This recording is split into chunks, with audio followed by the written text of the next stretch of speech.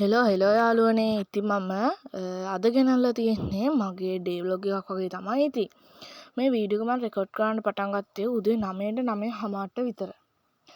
ඉතින් මම මේක දැන් වීඩියෝ එක අන්තිමට අවසන් කරේ 11ට. ඉතින් අද මම ගෙනල්ලා තියෙන්නේ අපේ වත්තේ මම ඉන්න විදිහ. ඉතින් ඔන්න ඉතින් දැන් අපි යන ගමනේ ඉන්නේ වත්තේ අපේ ගේට්ටුව ගාව ඉඳන් පල්ලෙහාට. ඉතින් මේ තියෙන්නේ අපේ වැත්ත මැද තියෙන පුංචි ගෙදර. ඉතින් ඒක ඇතුළට දළු දානවා, දළු කිරනවා වගේ දේවල් කරන්නේ අන්නේ ගෙදර තමයි. ඉතින් අපේ පල්ලෙහා වෙලෙත් තියෙන පුංචි පැලක්. මම ඉතින් ඔයාලට ඒක මැද හරිය වගේ පෙන්නන්නම්. දැන් එහෙනම් ඉතින් අපි මේ විදිහට පල්ලෙහාට යන ගමන් තමයි ඉන්නේ.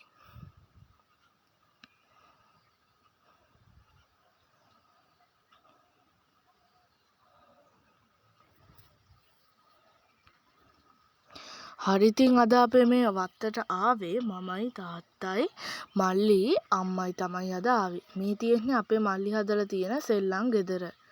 ඊයේ තමයි යා මේක හදලා තියෙන්නේ යාට ඉන්න කියලා. පුටුවක් එහෙම තියලා. ඉටි කොලයක් එහෙම දාලා මෙයා මේ විදිහට හදලා තියෙනවා. හරි ඉතින් මෙහි ඉන්නවා යාළුවනේ මෙන්න මේ පූසයි මේ පූස තමයි ලොකුම පූසා. ඉතින් මේ තියෙන්නේ බුදු පහන මෙහි තියෙන. ඉතින් මේ තියෙන්නේ අපේ වත්තේ ගෙදර ඇතුළ. ඉතින් මෙන්න මෙතනට තමයි දළු දාන්නේ. මේ තියෙන ඉතින් ඒකේ ජනේල්. ලස්සනයි නේද? හරිම නිස්කලංක පරිසරයක් තමයි මේක.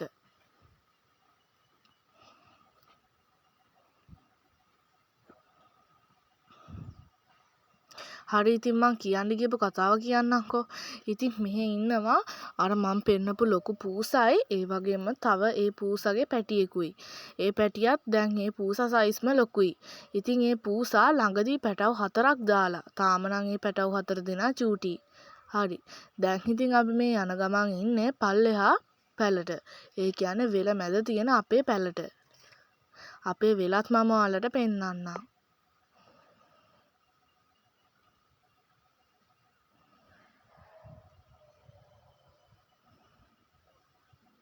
චුට්ටක් ඉතින් යන්න ඕනේ පල්ලෙහාට. බලමුකෝ එහෙනම් යමු ඉතින්.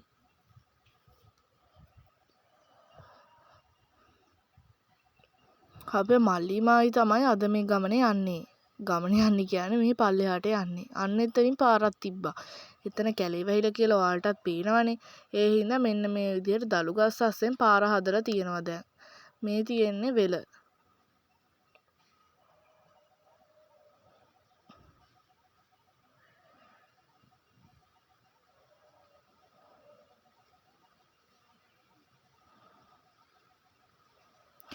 හරි ඉතින් මේ තියෙන්නේ අපේ වෙලමැද තියෙන පුංචි පැල. මෙතන හරිම නිස්කලංකයි මේ ගල් ඒකේ උඩ ඉඳගෙන හිටිය හැකි. මේ තියෙන පුකුණ. මේකේ මාළු නැහැ. ඒ වගේම නෙළුම් මානෙල් නම් තියෙනවා ඒකේ. ගොඩක් ලස්සන පරිසරයක් තමයි ඉතින් මේක. හුලං හැමෙද්දි හරිම නිස්කලංක තැනක් තමයි. ඉතින් ඔන්න දැන් අපි ආපහු උඩහට යන ගමනේ ඉන්නේ.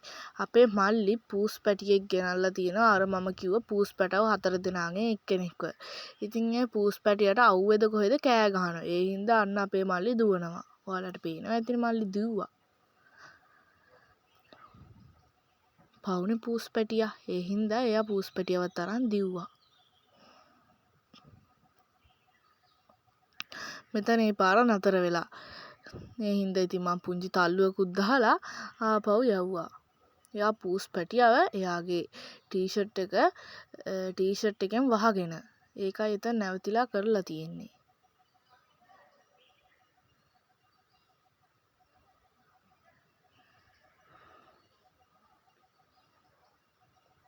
මෙන්න මෙතන යාළුවනේ අපේ තාත්තයි සීයයි කට්ටිය ලිඳක් කපලා ලිඳේ අන්තිමට හාර ගන්න බැරි වෙලා දැන් තියෙන්නේ වල විතරයි. දැන් ඉතින් මේක කොලරොඩු දාන වලක් වෙලා. සාමාන්‍යයෙන් කිව්වොත් කුණු වලක් වගේ තමයි ඉතින්. උඩට යන්නත් ඉතින් පුංචි වෙලාවක් යනවා. මොකද ඉතින් ගොඩක් යන්න බෑ ඉතින්. අපේ වත්ත අක්කර 2ක් විතර ලොකුයි. මේ ඉන්නේ මම අර කිව්ව ලොකු පූසිගේ පළවෙනි පැටිය තමයි මම පෙන්නුවේ. ඉතින් අපි ගෙනාවා යෝගට් එකයි ඒ වගේම ජෙලි යෝගට් එකයි ඒ වගේම මෙන්න මේ විදිහට බනිස් අපිට කන්න තමයි ගෙනාවිති. හරි ඉතින් මම දැන් යෝගට් එක කන්නයි හදන්නේ. ජෙලි යෝගට් එක අපේ මල්ලිගේ නෝමල් ඔය නිකන් යෝගට් එක මගේ. හරි ඉතින් මේ ඉන්නේ පූස් දෙන්න තමයි. ඔය ඉන්නේ මහා පූසී. මේ ඉන්නේ එයාගේ පළවෙනි පැටියා. පැටියා කියන්නේ එයාත් දැන් ලොකුයි ඉතින්. හලි ඉතින් ඔන්න දැන් මම යෝගට් එක කන්නයි යන්නේ. හලිම රසයි. මේ අවුවේ ඔය වගේ දෙයක් කනවා කියන්නේ පුදුම සනසීමක් තමයි ඉතින් තියෙන්නේ.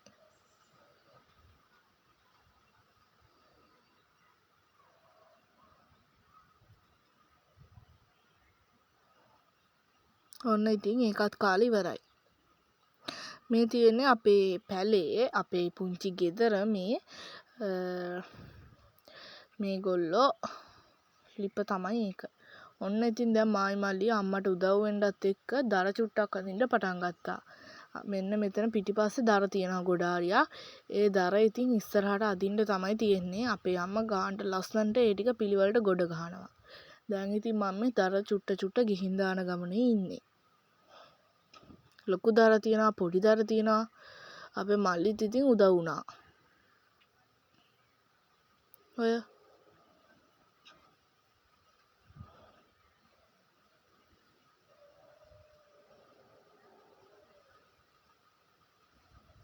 මං ඉතින් ওই පුංචි දා ටික මල්ලිට ගන්න ලේසි වෙන්න ඒ විදිහට විසික් කරා. දැන් ඉතින් දා ටික දාලා ඉවරයි. මොකද ඉතින් මම මේ දා ටික භාගයක් විතර දැම්මට පස්සේ තමයි රෙකෝඩ් කරන්න පටන් ගත්තේ. ඒ වෙලේ ඉතින් බොහොම චුට්ටයි තිබ්බේ දර. මේ තියෙන්නේ අපි දාපු දර ටික අම්මා අර විදිහට පොඩ දැන් ගොඩ ගහගෙන යන ගමනේ ඉන්නේ.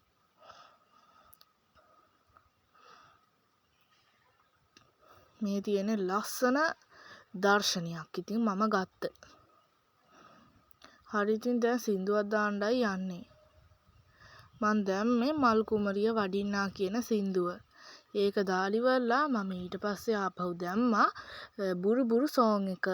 ඒක මං ආස ගොඩක් මම ආස සෝං එකක් තමයි බුරු සෝං එක.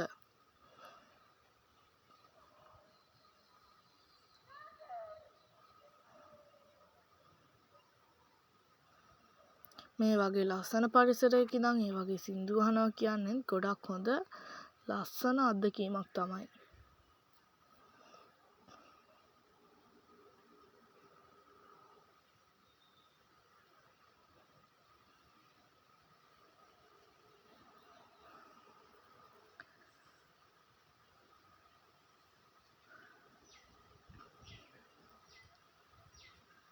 අද වීඩියෝ එක නම් ඉතින් ගොඩක් දුරට පොඩ්ඩක් දිගයි.